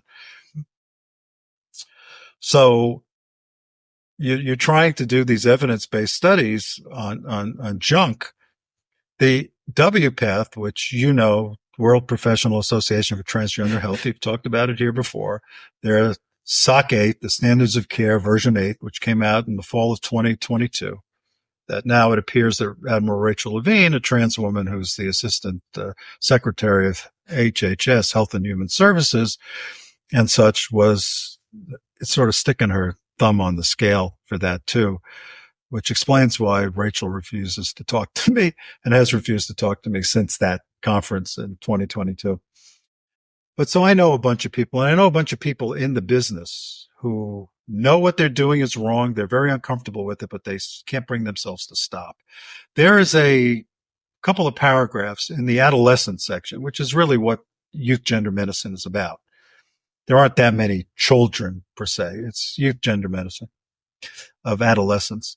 And it says that we recognize that as of 2017, 2018, we had this explosion, particularly of young girls who approached us and did this, and that. We know this is not what it was before. This is not normal. And we need to evaluate this. And then they just dropped it. They just went on as if that didn't exist. And this is basically what I'm doing. I'm trying to point out that these people are trans identified, but there's nothing trans about them. And this is why can you just close the loop on puberty blockers and the Cass report? Yes. So if you are accepting that just some child today who's exposed to TikTok, who's in school where teachers are saying, most of you might think you're boys or girls, but according to HRC, you can be both or neither as well. And kids are exposed to this. So then they become anxious or depressed. It's all those comorbidities that Hillary Cass talked about. And then we had diagnostic overshadowing. So if they come into a clinic with anxiety or depression or cutting or anything like that, then the clinician in the gender clinic would ask, well, do you have any gender issues? And the kid goes, well, I don't know. I haven't thought about it, but maybe. And then suddenly we'll fix the gender stuff and then we'll get back to the other. When I was going through my transition, I did the exact opposite. I fixed the anxiety and the depression and the PTSD from my trauma when I was a kid before I even had the strength to transition, because it's not easy. It takes a lot of energy. I mean, I also don't want to caricature gender clinics. I'm sure that it's also often the case that these things are going hand in hand, right? And that I've spoken to psychiatrists. No, not in gender clinics. Now, if you are seeing your pediatrician or your adolescent medicine family practitioner, they may then send you to a psychiatrist or whatever, only if they think that maybe there's something to do with gender here. And again, gender is a social construct. I don't know why you'd want to medicalize it, but okay. They then send you to a gender clinic, and the gender clinics are almost invariably focused on accepting, remember, trust kids, right? Believe women, unless they're Israeli women who are raped, but we'll believe women. And then we will, I've lost most of my progressive friends. Let's open up another 2.5 hour conversation about, that's right. About Gaza, shall we? That's right. But it's all the same thing. It's like, oh, you don't trust them because they're Jewish, but you trust all the others. You're going to trust this 6-year-old kid who says that he's really a girl or non-binary or something. I mean, what's wrong with you? The odds that kid is truly transsexual are exceedingly slim. I gave you the numbers before. Don't accept that. Most of these kids will outgrow this. They will desist, as the phrase used to be. Now, to give you a little bit more background on this, back in the 90s, you've heard of Ken Zucker? The Canadian psychologist? No, go for it. No, Ken Zucker is probably the most prolific gender clinician in North America, at least, probably in the world. And Ken would see boys, femboys, whose parents brought them to him because parents didn't care about, tomboys, so they never brought the girls. So these were always boys who were acting out femininely. And it turned out that 80% of them would go on to being gay. This is why people say that transitioning kids is profoundly homophobic, because the kids who are going to be presenting this way, who are going to feel comfortable saying, I'm a girl, are probably gay. 80%. You mean it's just a numbers game because there are so many more gay men than transsexual? Well, yeah, it is. Most of the kids in his clinic, 80% of them turned out to be gay.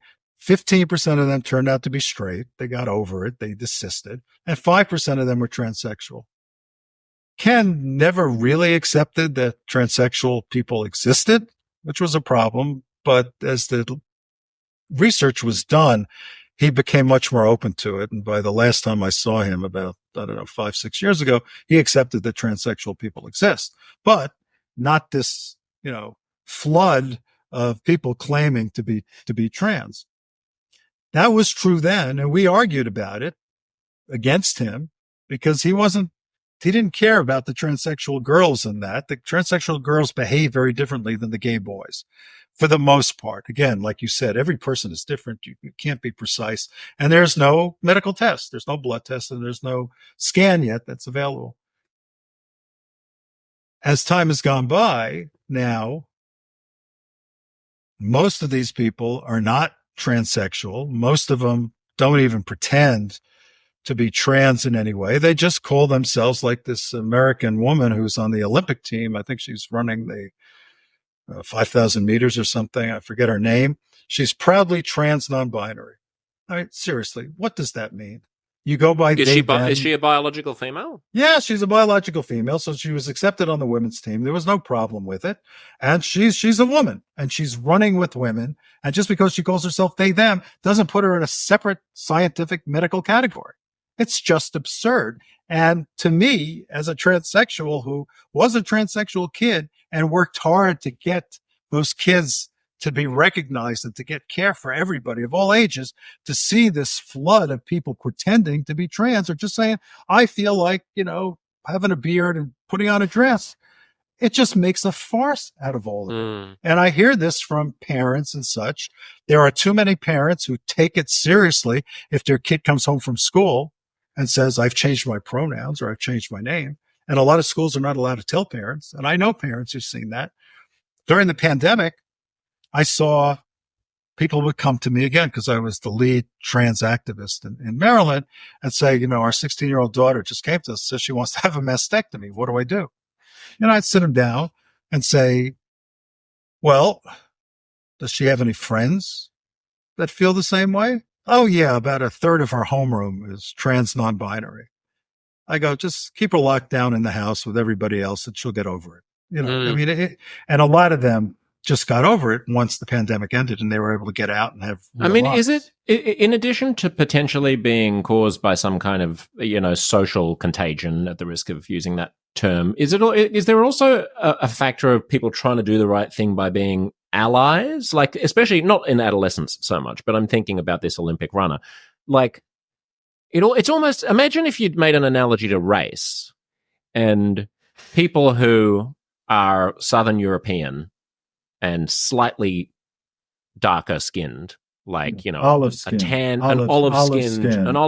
Greek says, or your typical Israeli, right? Your typical, exactly, colonialist Israeli. Let's say that let's say that they are that person wants to feel like they have solidarity with people of color, and therefore they say that they're race non-binary or their race, they're, in other words, that would be regarded as being, by people of color, I think, probably legitimately as a co-option of their trauma.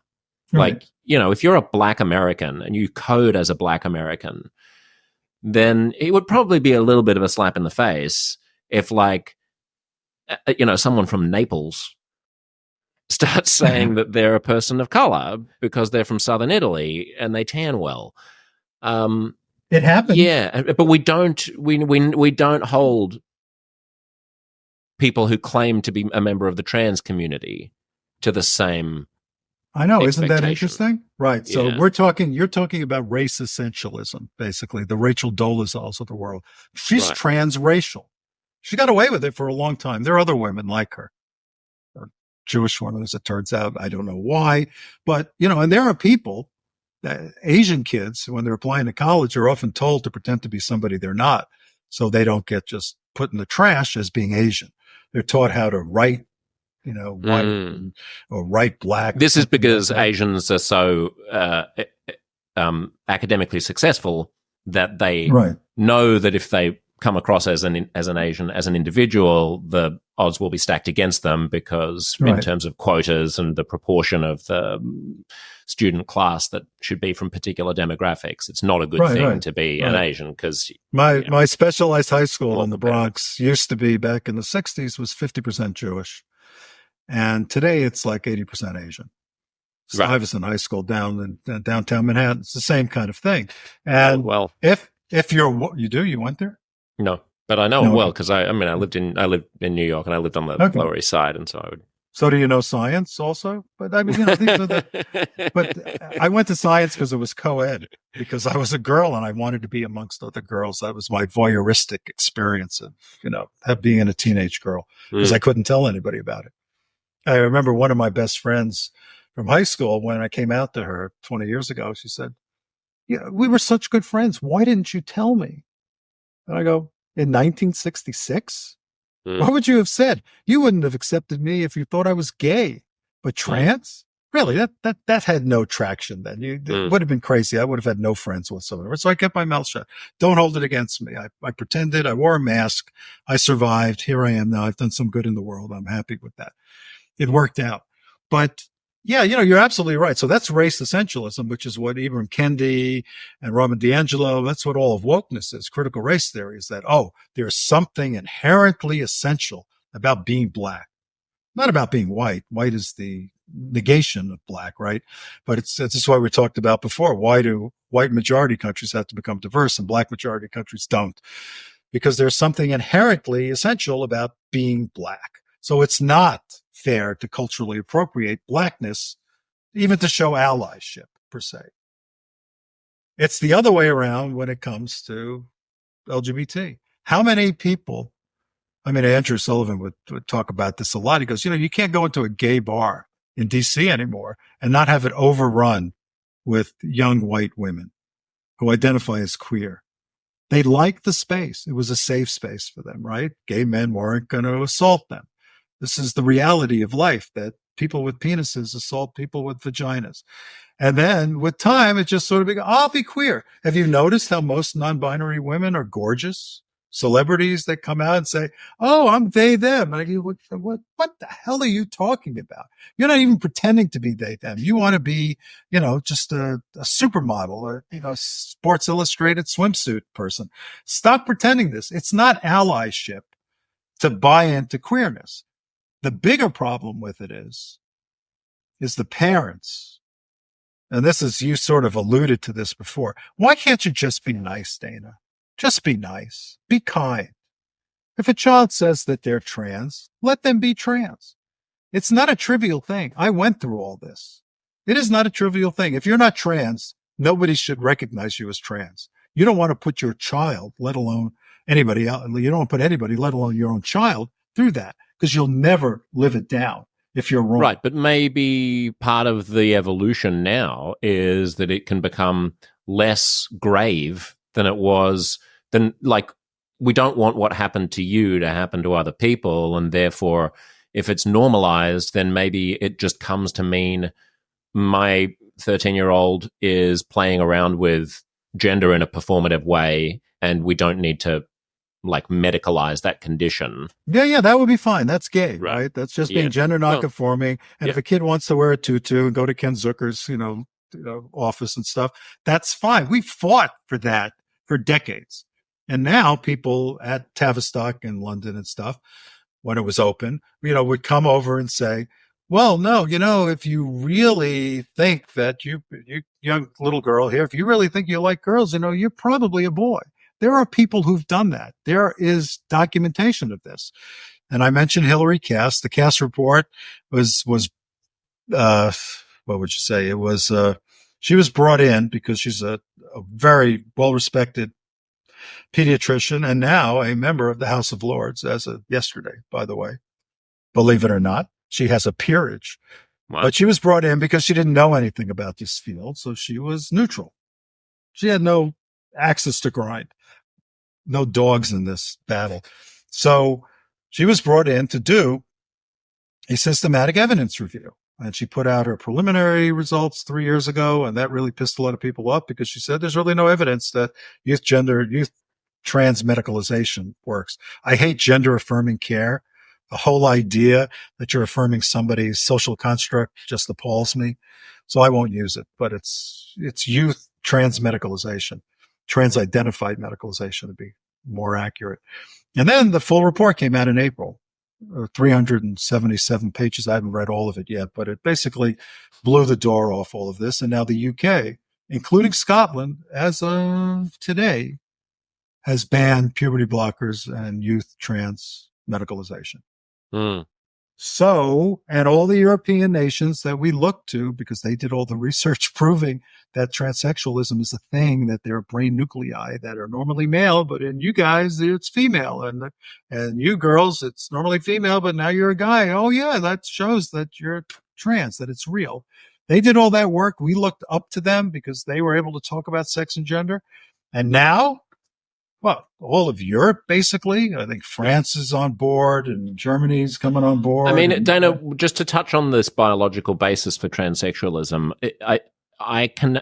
Do you understand the reticence that people feel about the idea of requiring an objective medical test in order to affirm somebody's condition? I mean, in the sense that, you've got the rise of the far right in Europe. You've got, who knows what is going to become of liberal democracy, or whether we'll all be living under authoritarian regimes in 50 years. Do we want to set a precedent where people's brains are being scanned to determine whether or not they have the condition of transsexualism? Actually, yes, but I'm going to call you on this because you wrote your Substack note. It's not a rise of far right in Europe. It's a rise of people who are pissed off with immigration. It's a center right kind of phenomenon. The rise of the far left in this country and in Europe is what's destroying those countries. Literally the far left, the squad kind of people like that. Most progressives aren't like it, but there are too many that they're loud and they have pull and power in government. I know what that's like, but look, I'm a physician. Before I make a diagnosis, I would work people up. If you had glaucoma, I would check your eye pressure. I would check your visual fields to see if you had lost any of that, etc.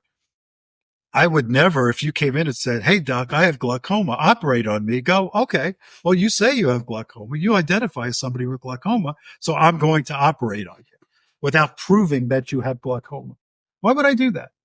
But imagine take an analogous position of, suppose they find the gay gene, and then in order to get gay married, you need to be gay, and I go and get a test, and for some reason I don't have the gay gene, but I'm married to a guy. Should my marriage be null because I'm not gay? Yeah, clearly. Clearly. Down under, because the Coriolis effect goes the other way or this way. I don't know. Yeah, in that case, what happens if there's a trans person who has lived their entire life as a trans woman, is acknowledged by their community as a woman, and but it just so happens that their brain doesn't have the transsexual model that you want it to. Well, see, that's what happens when you develop new techniques, microscopes, telescopes, and stuff to see things that we couldn't see beforehand, or tests. We have tests now to measure circulating DNA fragments of tumors, of solid tumors in blood. Now, this is still young as far as development goes, but you might be able to pick up a stage 1 tumor just by doing a blood test. Don't you want to be able to do that? I mean, I think most people want to know if they have cancer so they can be treated for it. Unlike, well, if I'm trans and then you stick me in an MRI and it turns out I'm not trans, you're going to what? You're going to stick a dildo, in my crotch and tell me to go around as a guy? I don't think that's going to happen. But if it prevents kids from going through the arduous transition process, and it is, for people who've watched the Jazz Jennings story and stuff, I've known Jazz since she was 6 years old. She's gone through hell. It hasn't worked out well for her. You don't want that. You don't want her to be a role model for kids who aren't trans. Biologically speaking, this goes back to the statistics. Intersex, if you define it in its broadest sense, including congenital adrenal hyperplasia, androgen insensitivity syndrome, there are people who refuse to do that. They only want to use ovotestes, and others will give you ambiguous genitalia as intersex. But I will use the broader ways where you have people who are like XX, but they are men for all intents and purposes and stuff like that. If you use that, you're talking about no more than 2 to 2.5% of live births. So when you have 40% of brown students, one of my older son's alma mater, claiming to be LGBTQ, you realize that that's just an ideological game. You're not going to transition those people. It's just physically impossible that they are trans. Now, you could make the case, and I wouldn't mind if you tried to make it, that who cares whether it's biological? If I want to get a phalloplasty, if I'm a girl with a mastectomy, I should be able to get it as an adult. And if I'm an adult male, and if I want to have my penis inverted and made it into a vagina, I should be able to do that. I agree with that. My problem is, should the government recognize you then as a woman or as a man? Again, I worked hard with Hillary to get removal of genital reconstruction from legal definitions of trans people as male or female. With Hillary Clinton as Secretary of State. Yeah, as Secretary of State, because she was in charge of the passports. And back in those days, people would often go abroad to Thailand to get surgery, and they wanted to have the passport changed before they did that. So they bring a letter in, and the letter would state that, yes, I'm so-and-so's doctor, and I'm going to do this. But then eventually, with time, it was just dropped completely. I think the best way to get cross-dressers out of women's locker rooms and women's sports and such like that is simply to require genital reconstruction. And the people who are really transsexual will still want to get their penises removed and inverted into vaginas. And the people who aren't, like not a single male drag queen is going to want to do it. They're not. What if they can't afford it? Oh, well, nowadays you can get it anywhere for nothing.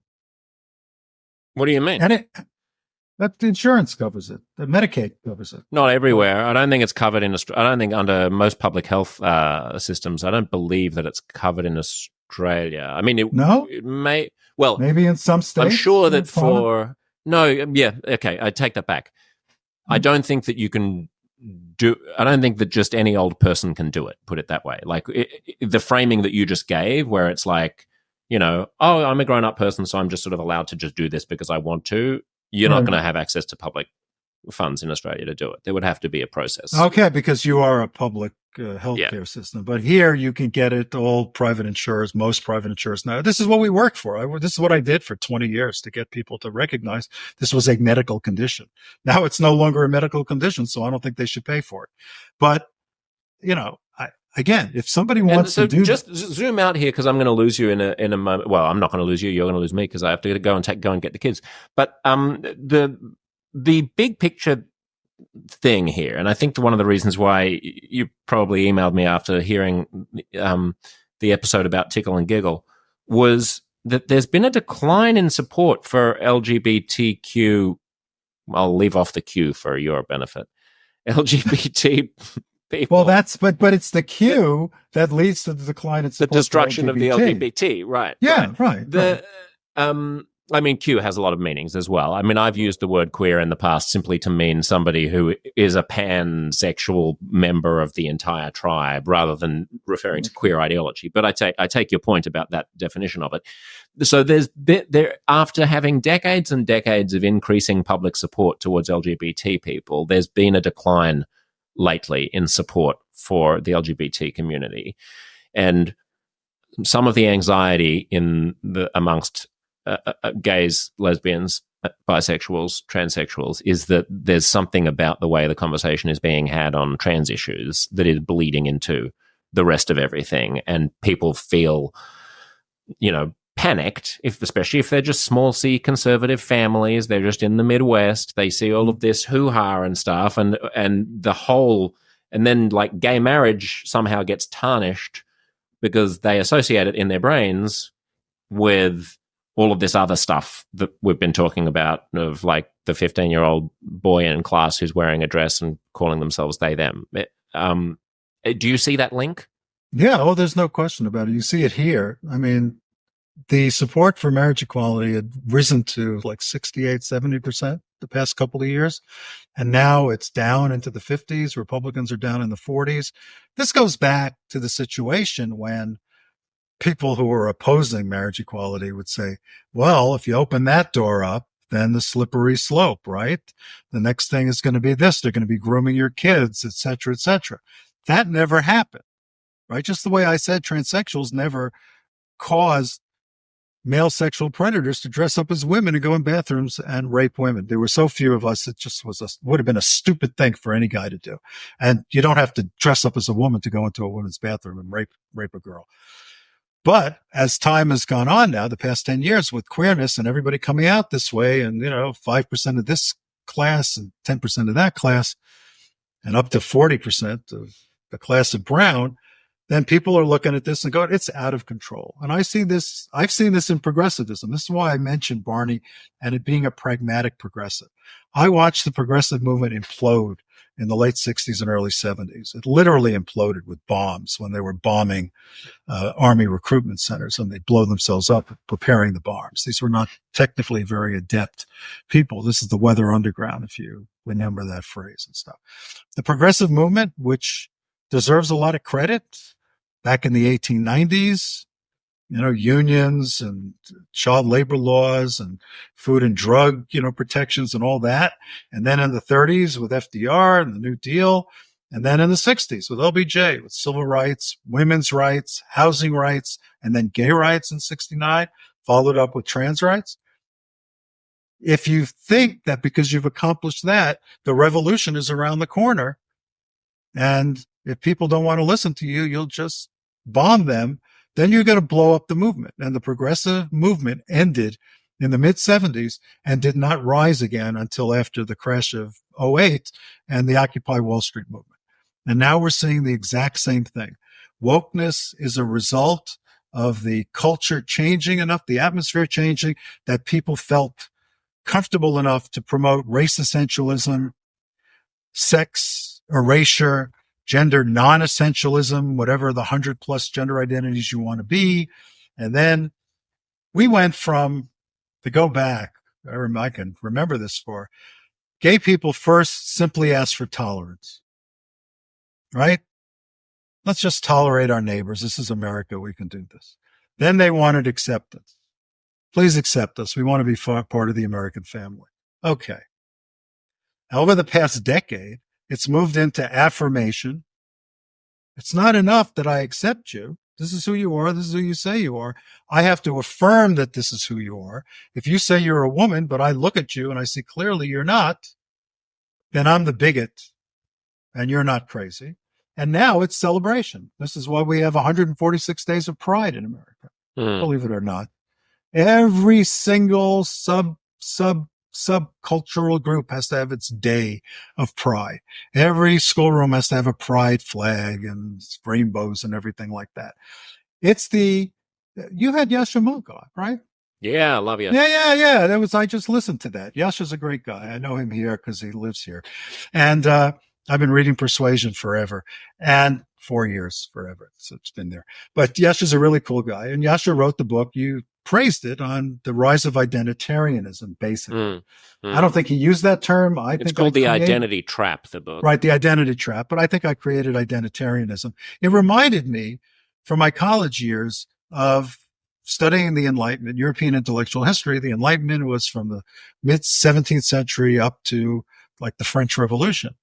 But then there was a backlash, the Romantic movement, Beethoven and Hermann Hesse and all that stuff. That's where we are now. We're identity, we're feelings. My feelings matter to me. Feelings don't matter in politics. I don't care about your feelings. I don't care if I hurt your feelings. My job as a physician is to treat you, to make a diagnosis and treat you so you can go on and live your life the way you want. Not to go, oh, you say you're trans, so I'm going to simply accept that and act accordingly. It's not scientific, it's not medical, and it's not kind. It's what somebody called, another one of your fellow Substackers called it suicidal empathy. This is like inviting immigrants in who don't want to be a part of your society. They want to take over. They want Sharia law. They want a caliphate. Why in the world are you bringing these in? Because you feel sorry. They're refugees. They're the refugees from the Syrian civil war. Somebody has to take them. Well, now we're seeing the consequences. So I think you have to draw lines here. It's good to be open-minded and tolerant and accepting. But if that then slides into affirmation and celebration, and if I don't want to participate, I'm the bad person here, that's not acceptable. And I think that's why the numbers in support of LGBT people have been rather rapidly decreasing. This is all the last 2 years. Is it making your life harder? Yeah. How? Well, people will look at, number one, I've lost many of my progressive friends. When I tried to speak science to them and medicine, they would go, just be kind. And then they said, I can't take this anymore. I'm leaving this listserv or whatever. And they self-deported, as Romney called it back in the day. But, I didn't leave. And the list moderator is a friend of mine, and he knew I was right. And, I'm going to be proven right with this. But I don't like the fact that so many of these people, so many friends of mine, have been willing to queer their kids simply because their queer kids say, I'm trans or I'm non-binary, and they go along with it. And I can tell you, I think it's, who said it? Was it Helen Lewis who made the statement? I think it's called the Onoda syndrome. You remember the Lieutenant Onoda, the Japanese soldier who was found on a Pacific island in 1975, and he thought the war was still ongoing. They had to bring his captain in to get him out. He wouldn't just go out. He wouldn't believe anybody. This is what happens if you're a parent who's transitioned your kid. You'll never get over that. Now, maybe that kid will grow up to be a happy kind of person. Probably not, because here's another thing we didn't talk about at all, but it's a fact that cis people don't like dating trans people. They don't want to be intimate with trans people. When I dated cis men after my transition and came out, I had a really good relationship, but then I decided I'm not living a lie again. I lived a lie for 50 years. I'm not going to do it again. I came out, they stood up and walked out every single time. That's the men. And then I go, okay, well, maybe I know what it's like to be with women, so I'll do it with the women. And still, the lesbians go, no, no penis or anything. This isn't like 85% of people who transition today do not have genital reconstruction. And they're saying, you're going to love my lady dick or I'm going to beat the crap out of you. You see this, it's out there. It's on Twitter and it's elsewhere. I don't think that's a good place to be in. That makes my life worse. But the worst part for me as a physician is that after having beaten the Ken Zuckers and the Ray Blanchards back in the late 90s and the aughts, we beat them with the science that the Europeans had given us. They're back now because Ray Blanchard is saying, well, most of these, adult men who are transitioning, they're all autogynephilic. And now people ask me this question if I'm talking to them. I speak to Megan Dom and others like that. You go, well, what do you think about autogynephilia? I said, I thought that was dead and buried. I thought I had buried that 20 years ago. It's back because people who aren't trans are out there talking about that kind of thing. That doesn't in make other my words, life. you've got boogeymen that you thought you'd put to rest a generation ago in terms of cliches and caricatures about you. Yeah. That are coming back up because other people who don't have your condition are claiming to speak on your behalf. Right. And are removing the credibility that you worked so hard to build up. Yeah, that's right. Now, I was part of the team that rewrote or revised the DSM-4. It used to be gender identity disorder. We got it changed. I coined the term gender incongruence, which I realize now was a mistake because we conflated sex and gender, the terms. They're synonyms in the Federal Register. Federal law does not distinguish between sex and gender. Sex stereotypes, gender stereotypes, the same thing. Now it matters because now they've erased sex. Biology doesn't matter. And all that matters is gender and 100 genders, gender identities and stuff like that. So it's become a bit of chaos. But by changing the DSM from gender identity disorder, from a medical illness, a mental health illness, because it's in the DSM, to gender dysphoria, which means just discomfort with your body, we help make people feel more comfortable. We help their feelings of, being alienated and isolated and stuff. It's dysphoria. I wanted the name gender incongruence, but you can't bill that. You need a title that's billable for psychiatrists. So they made the final decision. Look, in medicine, it's always like that. So I accepted that. Yeah, okay, you got to do that. But the text says gender incongruence. So you didn't need a brain test. You didn't need any of that because we didn't have it. Look, we never had any proof. Going back 100 years, so we were talking about Eddie Redmayne and Lily Elf. There's never been any proof that any trans woman or trans man is truly a trans person, because we'd never had the test to prove it. I think getting that and showing that it exists would be very helpful.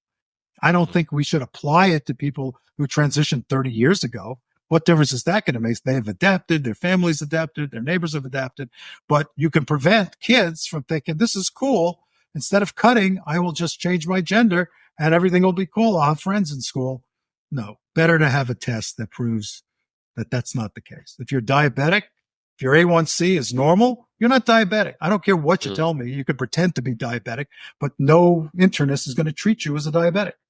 It sounds to me, Dana, like there basically needs to be a clear firewall built between the medical conditions that we're talking about and biological sex and transsexualism, and then the liberation that we as social libertarians may want for adults who want to play in the sociological space of gender self-expression in non-conforming ways.